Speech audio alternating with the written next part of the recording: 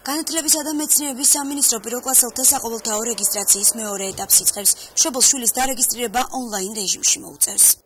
მეორე ეტაპი იწყება ხვალ 1 მაისს და გაგრძელდება 20 ივნისის ჩათვლით. ეს არის მოსწავლეთა საყოველთაო რეგისტრაცია, ანუ ნებისმიერ მსურველს აქვს შესაძლებლობა თავისი შვილი დაარეგისტრიროს სასურველ სკოლაში. ეს რეგისტრაცია ხდება ონლაინ ინტერნეტის საშუალებით. ნებისმიერ მშობელს შეუძლია განათლების სამინისტროს ვებგვერდიდან დაარეგისტრიროს თავისი შვილი სასურველ სკოლაში.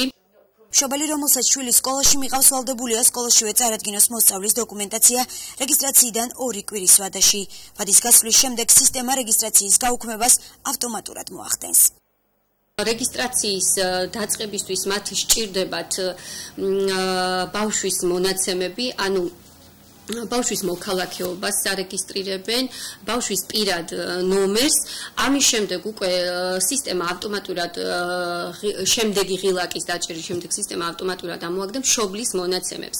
იქ ასარჩევად ეძლევათ მშობლებს თუ რომელი მშობლის მონაცემით უნდა დაარეგისტრირონ ბავშვი, შესაბამისად არჩევის შემთხვევაში დაუშვათ თუ დედის მონაცემი აირჩიეს, მათ აუცილებლად დედის მონაცემი უნდა შეიყვანონ. რეგისტრაციის დასრულების შემდეგ სისტემა ავტომატურად ამოაგდებს უნიკალურ კოდს, რომელსაც ანიჭებს სისტემა ყველა პირველ კლასელს.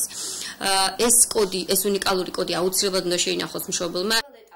განათლებისა და მეცნიერების სამინისტრო ყველა პირველ კლასელს საბავშვო სასწავლო პორტატულ კომპიუტერს გადასცემს.